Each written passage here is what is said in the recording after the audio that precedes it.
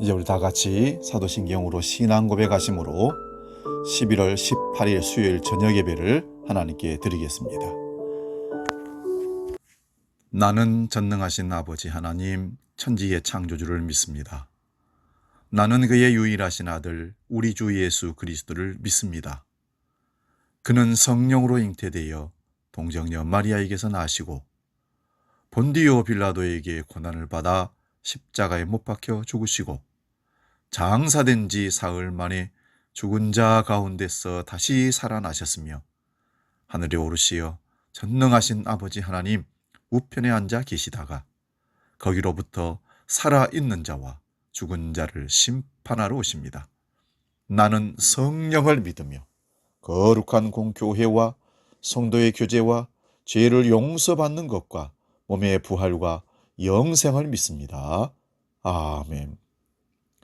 오늘 저녁 우리에게 주시는 하나님 말씀은 마태복음 23장 29절에서 36절까지 말씀 봅니다. 신약성경 40면에 있습니다. 이 말씀 봉독할 때에 살아계신 주님의 음성을 듣기 바랍니다. 마태복음 23장 29절에서 36절까지 말씀입니다. 봉독합니다. 화 있을전제 외식하는 서기관들과 바리새인들이여, 너희는 선지자들의 무덤을 만들고 의인들의 비석을 꾸미며 이르되 만일 우리가 조상 때에 있었더라면 우리는 그들이 선지자의 피를 흘리는데 참여하지 아니하였으리라 하니, 그러면 너희가 선지자를 죽인 자의 자손임을 스스로 증명함이로다. 너희가 너희 조상의 분량을 채우라. 뱀들아, 독사의 새끼들아, 너희가 어떻게 지옥의 판결을 피하겠느냐? 그러므로 내가 너희에게 선지자들과 지혜 있는 자들과 서기관들을 보내매 너희가 그 중에서 더러는 죽이거나 십자가에 못 박고 그 중에서 더러는 너희 회당에서 채찍질하고 이 동네에서 저 동네로 따라다니며 박해하리라. 그러므로 의인 아벨의 피로부터 성전과 제단 사이에서 너희가 죽인 바랴가의 아들 사가랴의 피까지 땅 위에서 흘린 의로운 피가 다 너희에게 돌아가리라. 내가 진실로 너희에게 이르노니 이것이 다 이 세대에 돌아가리라. 아멘. 봉독한 이 말씀으로 마태복음 강의 143번째 조상의 분량을 채우라. 조상의 분량을 채우라. 이런 제목으로 말씀을 상고하고 은혜를 나눕니다. 오늘 본문 말씀 화 있을진저 7번째 말씀입니다.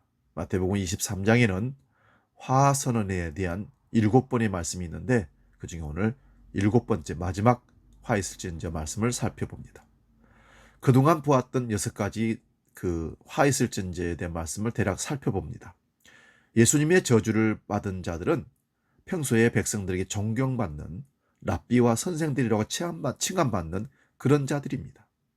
유대 사회에서는요, 육신의 아버지보다 율법을 가르치는 선생이 더 배나 존경받았다고 합니다. 그 이유는 육신의 아버지는 현재 이 세상의 삶을 가르쳐주는 아버지지만 율법의 선생은 영원한 나라의 법을 가르쳐주는 선생이기에 아버지보다 더 존경을 받았다는 것입니다. 그런데 예수님은 그런 서기관들과 바리새인들에게 왜 저주를 펴 부었을까요? 왜 그렇게 하셨을까요? 첫 번째가 천국 문을 사람들 앞에서 닫고 자신들도 들어가지 않고 들어가려고 하는 자들도 못 들어가게 하였기에 저주를 하셨습니다. 이들은 겉으로는 누가 봐도 경건한 척하지만 속으로는 과부의 재산을 삼키고 돈을 좋아하는 자들이었다는 것입니다.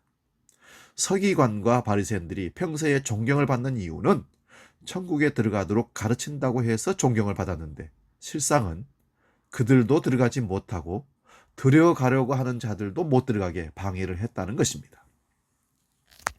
두 번째는 교인 하나를 얻기 위해서 바다와 육지를 두루 다니다가 생기면 자기들보다 배나 더 지옥 자식이 되게 만들었다고 해서 저주를 퍼부은 것입니다.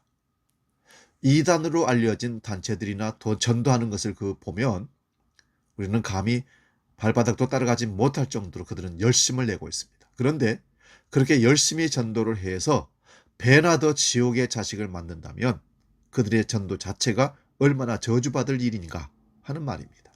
그런데 이단이라고 하지 않는 곳에서도 열심히 전도하라고 하지만 다른 복음, 다른 예수, 다른 영을 전한다면 오히려 전도를 하지 않는 것이 나을 것입니다. 세 번째 화는요. 유대인들의 맹세는 하나님의 이름을 직접적으로 말할 수는 없기에 하나님께 가까운 것을 맹세로 시킵니다. 그런데 그런 맹세를 하면서 종교적인 이해관계를 따라 맹세를 지켜야 할 것과 지키지 않아도 될 것을 구별한 것입니다. 그런데 예수님은 이러한 맹세를 하는 그 속을 보시고서 저주를 하셨던 겁니다. 그러므로 예수님은 이미 5장에서 맹세 자체를 하지 말라고 하셨습니다. 자기 주제를 알지 못하면서 맹세를 지키고 그 맹세를 꼭 지키라고 하는 속셈을 예수님이 이미 아시기에 그들에게 저주를 퍼부은 것입니다. 네 번째는요. 박하와 해향과 근처의 11조까지 할 정도로 철두철미하게 11조 한다는 그들을 저주하십니다. 그 이유는 율법에 더 중요한 정의와 궁휼과 믿음은 버렸기 때문입니다. 그러므로 11조를 하라는 그 말씀에는 정의와 궁휼과 믿음이 담겨져 있어야 한다는 말씀입니다. 그런데 이들은 겉으로는 11조를 한다고 하지만 속으로는 하루살이는 걸러내고 낙타는 삼키는 아주 못된 습성을 갖고 있는 욕구를 갖고 있는 그런 자들이었습니다. 그러므로 이것도 행하되 저것도 버리지 말라고 하신 것은 예수님의 십자가로 완성하시기까지입니다. 십자가 이후에 예수 그리스도의 십자가를 통하여 받은 그 영원한 용서와 사랑을 나누는 사랑의 연보가 11조라는 의미 속에 들어있다는 것입니다. 다섯째는 표리부동하였기에 저주를 했습니다. 겉과 속이 달랐기 때문입니다. 여섯 번째도 비슷한 말씀입니다만은 회칠한 무덤이었기에 저주를 받았습니다. 무덤을 회칠을 해서 표시를 깨끗하게 했지만 속에는 썩어있는 시신과 더러운 것들이 가득 차 있다. 그런 표현입니다. 서기관들과 바리새인들이 겉은 깨끗이 한다고 하였습니다. 율법의 규례들을 철저하게 지킴으로 자신들을 더러움에서 깨끗하게 한다고 했지만 그들의 속은 탐욕과 방탕으로 가득하였던 것입니다. 경건을 이익의 재료로 삼는 것, 이게 나쁜 것입니다. 오늘날도 이런 일들은 얼마든지 일어나고 있습니다. 교회 안에서. 그러면 이러한 예수님의 저주가 우리에게는 관계가 없습니까?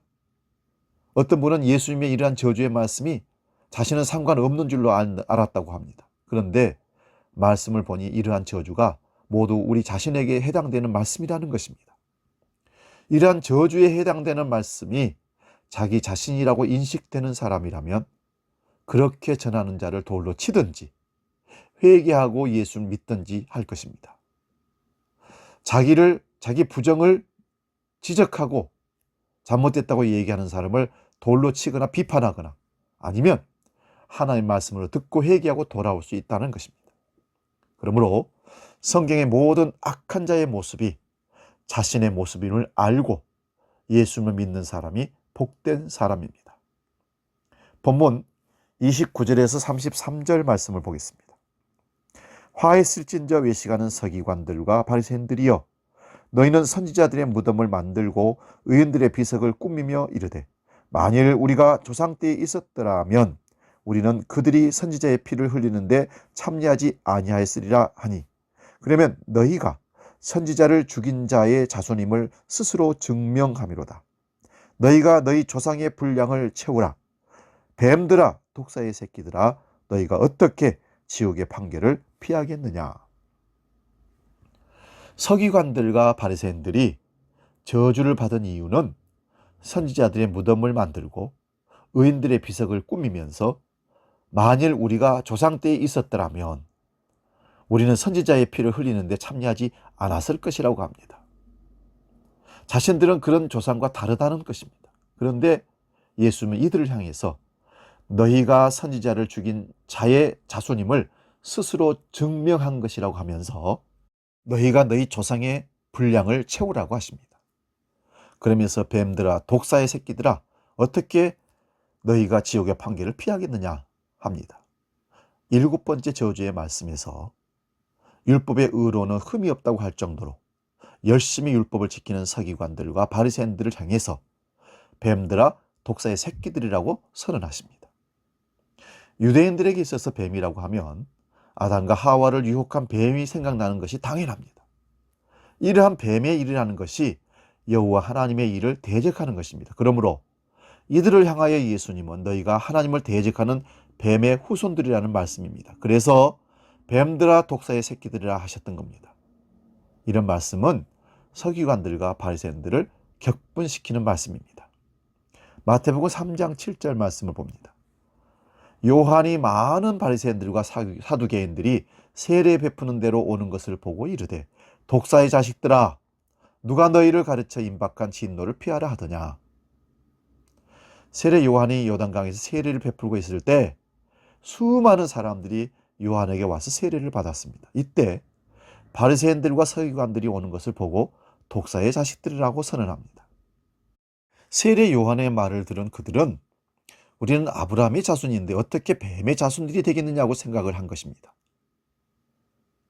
그러므로 세례 요한도 그들을 향해서 너희가 속으로 아브라함이 우리 조상이라고 생각하지 말라고 하면서 하나님은 능히 이 돌들로도 아브라함의 자손이 되게 하신다고 합니다. 그러면서 누가 너희들에게 임박한 진노를 피하라고 하더냐 합니다. 자신은 물로 세례를 베풀지만 자기 뒤에 오시는 분은 성령으로 세례를 베푸실 분이라고 말씀합니다. 성령의 세례가 임하는 것이 이미 종말이라는 말씀입니다. 그러면 세례 요한이 외친 회개에 합당한 열매를 맺으라는 이 말씀이 무슨 뜻일까요? 예수님을 믿는 것이 회개하는 것입니다. 그런데 예수님 앞에서 율법으로 자신들을 단장하면서 온갖 정결규례를 지키는 그들이 지금 저주받을 짓을 하고 있다는 책망입니다. 예수님은 타작하려고 추수하려고 오신 것입니다. 알곡은 모아서 곳간에 드리고 죽정이는 꺼지지 않는 불에 태우실 것입니다. 이렇게 세례 요한이 천국이 가까이 왔다고 선포합니다. 세례 요한이 바리새인들과 사두개인들을 향해서 독사의 자손들이라고 거침없이 선포하는데 그들은 왜 가만히 있었습니까? 요한은 제사장의 아들입니다. 누가복음 1장에 보면요, 요한의 아버지 사가랴가 성전에 봉사하는 차례가 되었습니다. 제사장이 여러 명이기에 성전에 들어가 분향할 사람을 제비를 뽑아서 선택하는데 세례 요한의 아버지 사가랴가 뽑혀서 분향을 하는 중에 주의 사자가 임하여서 너희가 아이를 낳을 것이다 라고 말씀을 전합니다. 그 말을 믿지 못하므로 사가랴는 아이를 낳을 때까지 말을 못하고 있다가 아이를 낳을 때 요한이라고 이름을 짓자 입이 열렸습니다. 그러므로 예루살렘 사람들은 요한이 이렇게 외쳐도 제사장의 아들이며 선지자로 알았기에 어떻게 하지 못합니다. 그러다가 헤롯의 죄를 책망하자 헤롯이 잡아 가두고 결국 세례 요한의 목을 잘라서 죽게 합니다. 그런데 예수님은 세례 요한처럼 제사장 출신도 아닙니다. 대단한 율법학자의 문화에서 배운 사람도 아닙니다. 베들레헴에서 태어나셨지만 자라나시기를 갈릴리 나사렛 지역에서 자라났습니다. 이러한 것도 다 성경을 응하게 하기 위한 것입니다. 그런데 요한복음에 보면 나다나엘이라는 사람이 말한 것처럼 나사렛에서 무슨 선한 것이 나겠느냐 할 정도로 예루살렘의 변방이며 이방인과 섞여 사는 지역인 나사렛이 결국 메시아를 선지자를 낼 곳이 아니라는 것입니다.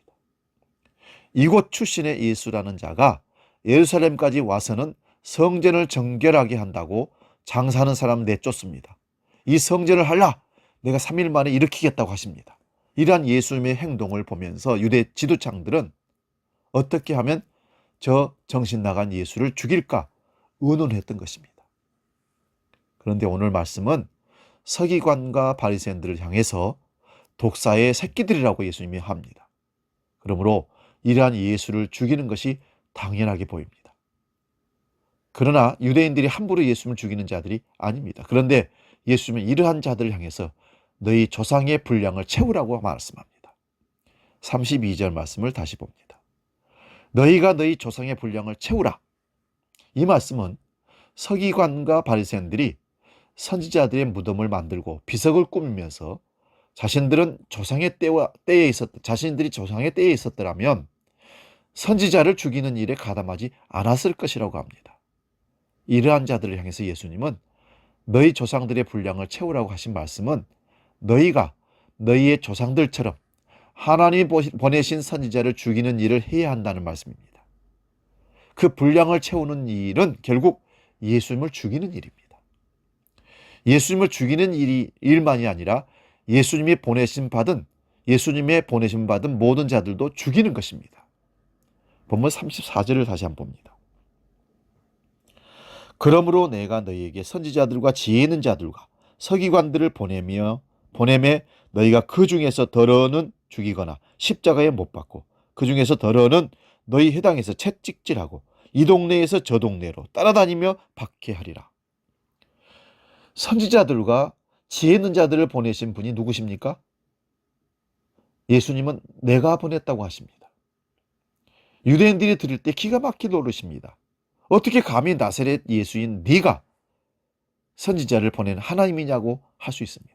그런데 예수님은 내가 보냈는데 너희가 그 중에서 더러는 죽이거나 십자가에 못 박고 더러는 그 중에 회당에서 채찍질하고 이 동네 저 동네에 따라다니면서 박해할 것이라고 하십니다. 유대인들은 십자가에 못 박는 일을 하지 않습니다. 로마인들이 이방인들 처형하는 방법이 십자가형입니다. 그런데 예수님이 십자가에 못 박았다고 하심으로 이미 자신의 십자가의 죽음을 포함하고 있는 것입니다. 35절 말씀도 봅니다. 그러므로 의인 아벨의 피로부터 성전과 제단 사이에서 너희가 죽인 바랴가의 아들 사가랴의 피까지 땅 위에서 흘린 의로운 피가 다 너희에게 돌아가리라. 율법을 철저하게 지킨다는 서기관과 바리새인들이 함부로 사람을 죽이는 자들이 아닙니다. 그러나 그들의 외식을 고발하면 그들도 그들의 조상들이 선지자를 죽인 것처럼 선지자를 죽인다는 말씀을 예수님이 선언하신 겁니다. 이들은 조상들로부터 한 일이 무엇입니까? 하나님께서 보낸 자들을 죽였다는 것입니다. 그 최초의 사람이 아벨입니다. 하나님께서 택하시고 받아주시는 아벨을 가인이 죽입니다. 이렇게 하나님께서 택한 자를 죽이는 일이 이스라엘 역사 속에서 계속 반복되고 있습니다. 그리고 성전과 제단 사이에서 너희가 죽인 바랴가의 아들 사가랴의 피까지 이 땅 위에 흘린 의로운 피가 너희에게 돌아가리라 말씀합니다. 구약 성경 역대하 24장 20절 22절 말씀 봅니다. 역대하 24장 20절에서 22절입니다. 이에 하나님의 영이 제사장 여호야다의 아들 스가랴를 감동시키매 그가 백성 앞에 높이 서서 그들에게 이르되 하나님이 이같이 말씀하시기를 너희가 어찌하여 여호와의 명령을 거역하여 스스로 형통하지 못하게 하느냐 하셨나니 너희가 여호와를 버렸으므로 여호와께서 너희를 버리셨느니라 하나 무리가 함께 꾀하여 왕의 명령을 따라 그를 여호와의 전 뜰 안에서 돌로 쳐 죽였더라.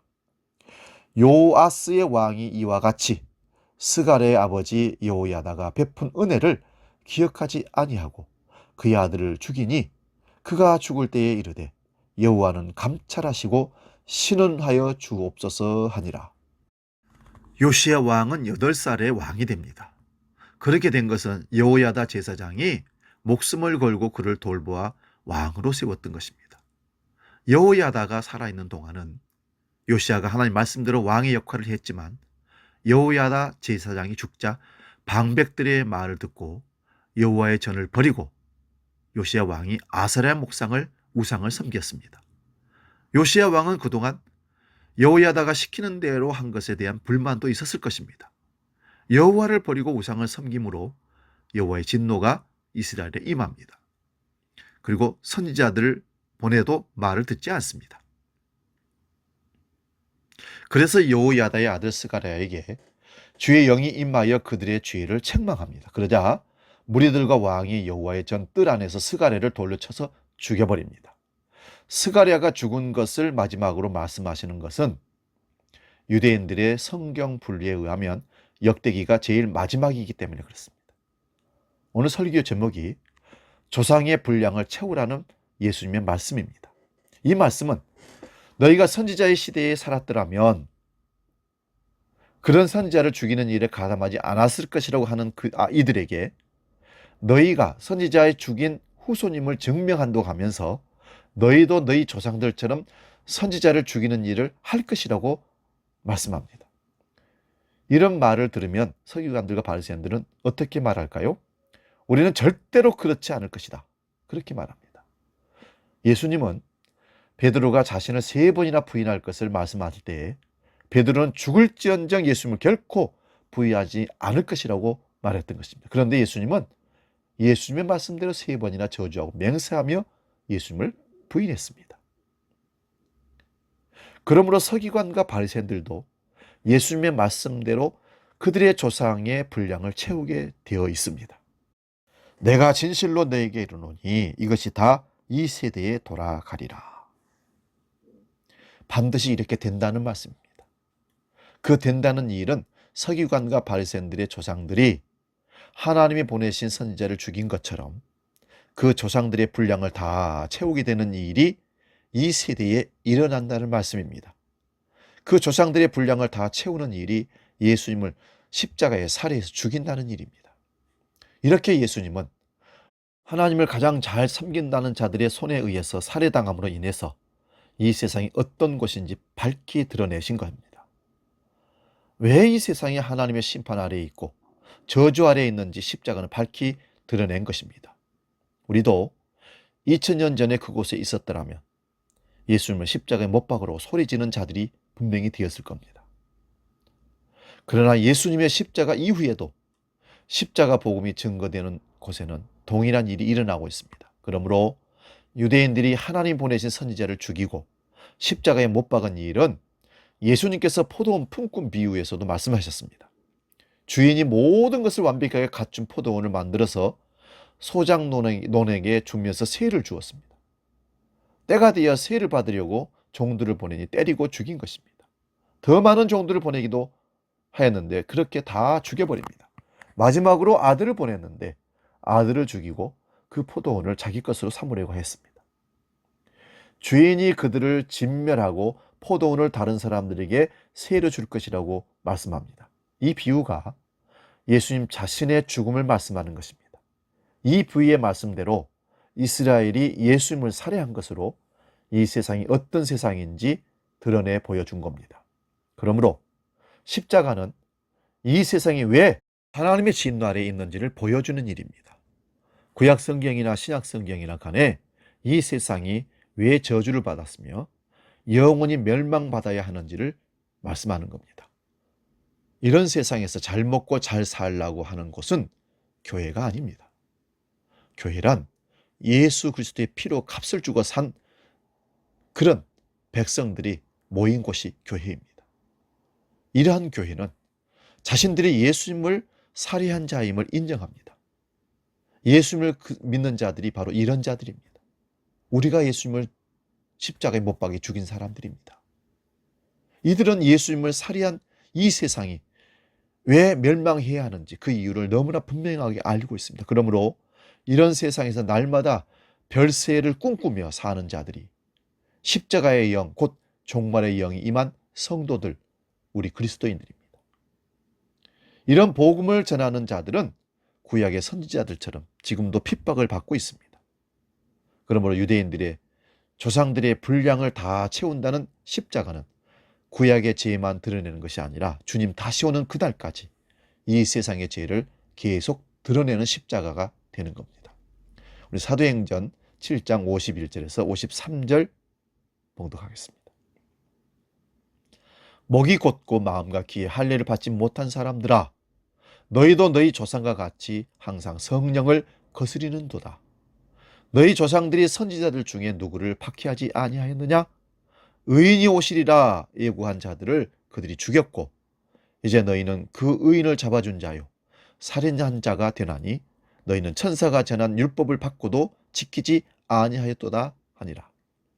성령과 지혜가 충만한 스데반 집사가 유대인들을 향해서 목이 곧고 마음과 귀의 할례를 받지 못한 사람들이라고 합니다. 너희도 너희 조상들과 같이 항상 성령을 거스린다고 합니다. 이 말은 너희 조상들이 그리스도의 영으로 인하여 선지자의 역할을 하는 자들을 박해했다는 말씀입니다. 그런 선지자들이 예언한 그 의인을 잡아 죽인 자요, 살인한 자가 되었다고 그들을 책망합니다. 예수님께서 말씀하신 조상의 분량을 채운다는 그 내용을 스데반 집사가 다시 전한 겁니다. 그러자 마음에 찔리기는 했지만 회개하는 것이 아니라 오히려 그 말을 했던 스데반 집사를 돌려쳐서 죽였지 않습니까? 그러는 것입니다. 조상들의 분량을 계속 채워가는 것입니다. 데살로니가전서 2장 14절에서 16절 말씀 봅니다. 형제들아, 너희가 그리스도 예수 안에서 유대에 있는 하나님의 교회들을 본받은 자가 되었으니 그들이 유대인들에게 고난을 받음과 같이 너희도 너희 동족에게 동일한 고난을 받았느니라. 유대인은 주 예수와 선지자들을 죽이고 우리를 쫓아내고 하나님을 기쁘시게 하지 아니하고 모든 사람에게 대적이 되어 우리가 이방인에게 말하여 구원을 받게 함을 그들이 금하여 자기 죄를 항상 채우매 노하심이 끝까지 그들에게 임하느니라. 바울 사도가 데살로니가 교회에 편지를 합니다. 그리스도 예수 안에서 유대의 하나님의 교회를 본받은 자가 되었다고 합니다. 유대에 있는 하나님의 교회가 유대인들에게 핍박을 받았습니다. 그처럼 이방인 지역의 교회도 그 동족들에게 동일한 고난을 받습니다. 그러므로 교회란 유대인들에게나 이방인들에게나 핍박을 받게 됩니다. 이러한 핍박을 받는 일에 유대인들이 더 앞장을 섰습니다. 주 예수를 죽이고 선지자들을 죽이고 복음 전한 자를 쫓아내는 것입니다. 이렇게 복음을 방해하는 자들은 자기 죄를 항상 채우게 됩니다. 이것이 조상들의 분량입니다. 이러한 자들은 주님의 노하심이 끝까지 임하게 됩니다. 그러므로 이런 모습이 예수님의 말씀대로 이루어지고 있는 것입니다. 오늘날도 마찬가지입니다. 예수님이 오시는 그날까지 십자가의 복음은 이런 모습으로 전해지는 것입니다. 그래서 성령이 임한 사도들이 전한 복음은 너희가 죽은 예수를 하나님이 살리시고 너희가 죽인 예수를 하나님이 살리시고 주와 그리스도가 되게 하셨다는 말씀입니다. 선지자들을 죽이고 그들이 오시라고 한 예언한 그 의인이신 예수님을 살해한 것이 유대인들만이 아니라 이방인들도 합동으로 예수님을 살해한 것입니다.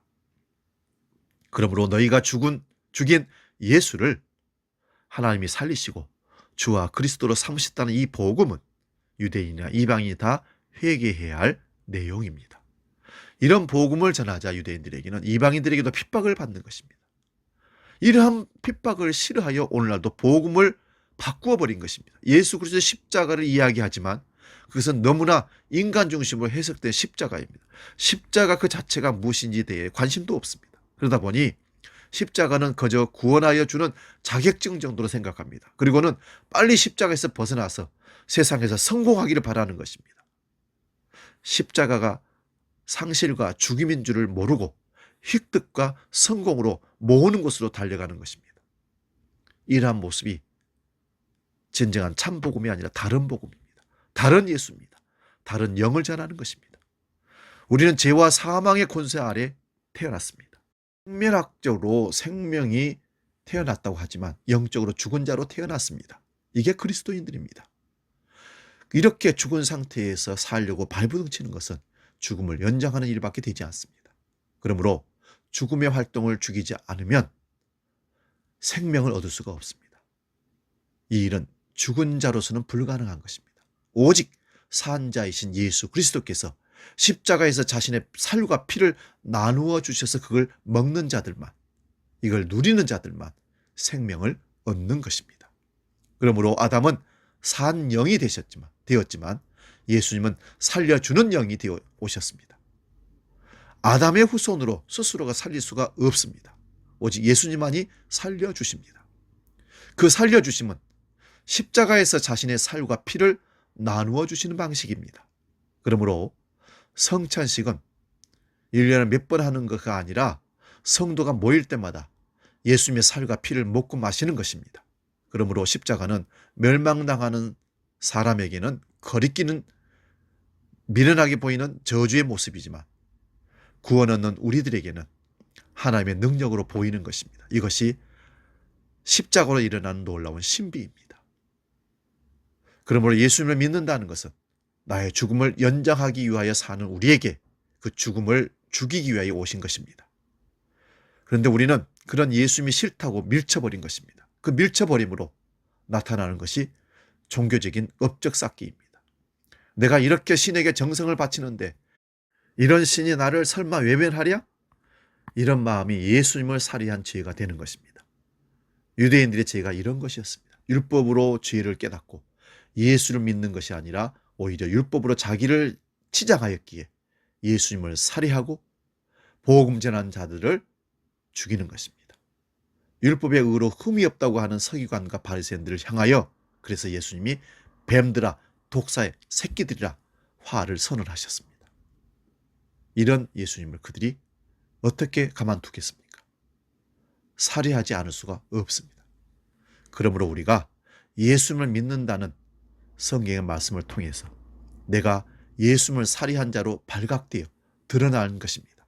그래서 사도들이 전한 복음은 너희가 십자가에 못 박아 죽인 예수를 하나님이 살리시고 주와 그리스도가 되게 하셨다고 합니다. 이 말씀 앞에 어찌할꼬 하면서 회개가 나온다면 그때 주 예수를 믿으라고 합니다. 그러면 죄사함을 받게 됩니다. 죄사함을 받는 것이 얼마나 좋은지 사도들은 주 예수의 이름으로 죄사함을 받으며 유쾌하게 하는 날이 주 앞으로부터 올 것이라고 말씀합니다. 예수를 믿고 죄사함을 받는 이 놀라운 은혜가 우리에게도 임하기를 소원합니다. 기도하겠습니다. 아버지 하나님, 오늘 바리새인들과 서기관들의 화 선언받는 예수님의 말씀을 상고해 보았습니다. 그들은 율법의 문자적인 해석으로 율법의 온전함으로 나아가려고 종교의 공로를 세웠지만 결국은 바른 말씀하시고 하나님의 말씀으로 하나님으로 오셔서 말씀을 선포하시는 그 예수 그리스도를 결국은 죽이고 조상들이 선지자를 죽이고 하나님의 종들을 죽였던 그 죄악의 분량을 계속해서 더 늘려가는 모습을 보았습니다. 아버지, 우리도 십자가를 대하고 예수를 볼 때마다 말씀을 대할 때마다 우리가 그 예수를 십자가에 못 박아 죽였다라는 것을 알게 됩니다.